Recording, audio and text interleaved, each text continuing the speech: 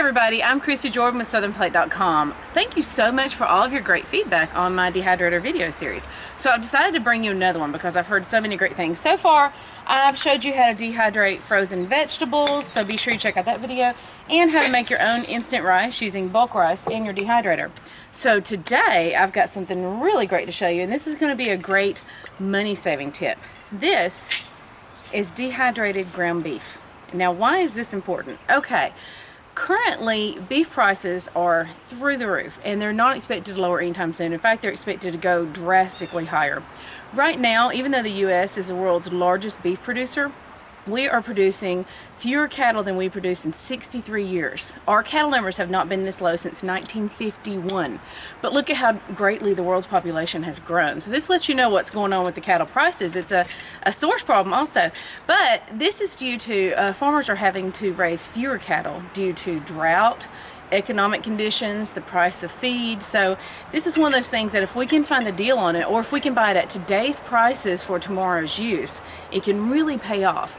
But the problem is you only have so much room in your refrigerator or freezer, and of course for long term it has to be frozen. So I'm going to show you how to make your own ground beef dehydrated. This is fully cooked. And then how to rehydrate it at home. All I do to rehydrate this is I actually just cover it with water and bring it to a boil, and that's pretty much it. You can do that in your microwave, you can do it on your stovetop. If you're doing it in a soup, stew, or chili, just add it directly to that and give it, you know, in the simmering water, give it 10 minutes or so to hydrate fully. And it's delicious. So let's get started with our video. I hope this is a great tip. Hope you enjoy it. And be sure you click subscribe. Visit me on SouthernPlate.com and leave a comment below because I love to hear from you. Let me know if there's any other things you'd like to see in my dehydrating video series or any other videos of. Here we go. Okay, so I have some lean ground chuck here. I actually found this on sale for $3.18 a pound, which is a really good price right now. The most important thing is it is lean, and it's very lean. So you're not going to have a lot of fat on this, but what fat we do have, we'll be able to easily rinse off once it's cooked fully. So what I'm going to do is I'm going to get all of this cooking. This is about 5 pounds of ground beef, and I'm going to get it all cooking, and I do tend to fill my pan up a good bit for starters. And I'll be back with you in just a minute once I get this all going good. Okay, I'm back. I had to wash my hands too before I picked up my utensil. Never be too safe. You can't ever wash your hands too much when you're dealing with raw meats. So what I'm going to do is I'm going to cook this on medium-high until it is fully cooked, no longer pink at all in the center. I want it really well cooked. And then I will come back and let you know what we're going to do next. So let's get cooking.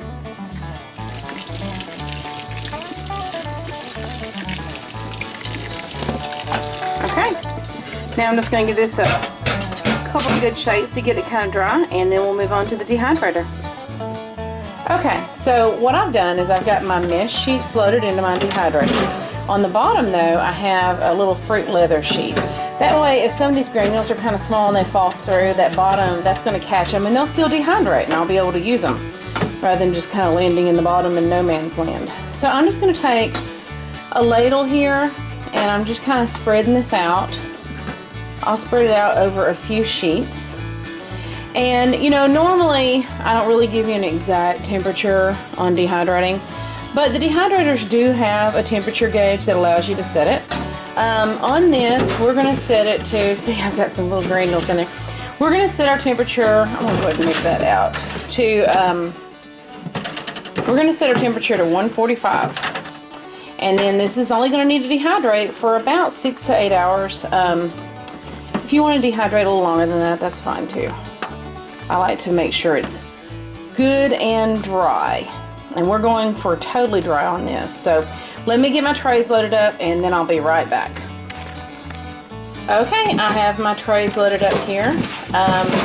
Ended up with 1, 2, 3, 4, 5 trays for 5 pounds of ground beef. Put my door on there. And then I'm going to set this to 145 and I'll go ahead and do the high ends. I'm going to do 8 hours. I've got some dried vegetables I got to clean up off this. And I will see you tomorrow and let you know how it looks. Okay, here we are. Our ground beef is dehydrated overnight. Here's our next day results. Check it out. They call this, sometimes they call them beef rocks. because it's like tiny little gravel. If you'll notice on mine, it's completely dry. This is totally dry. There's no little dots of grease or oil on it. That's important. That's why I started out with lean beef. I use lean ground chuck, and I rinsed it in a colander too.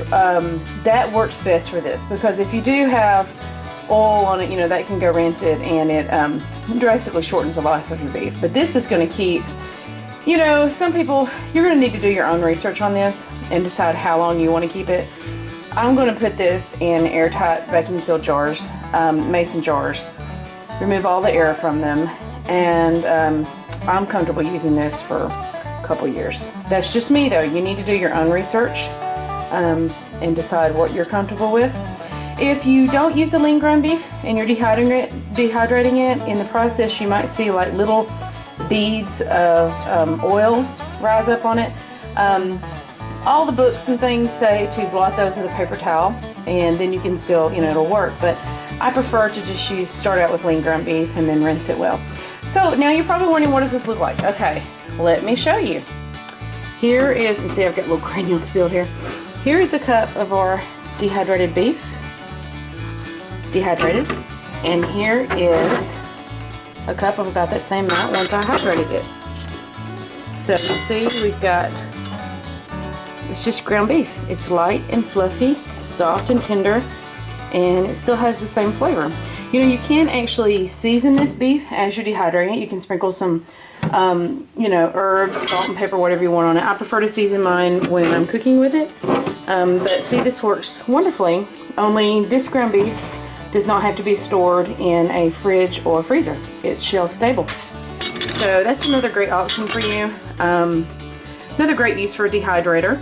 Thank y'all for joining me, for tuning into this video. I hope you find this helpful. Be sure you subscribe on my YouTube channel.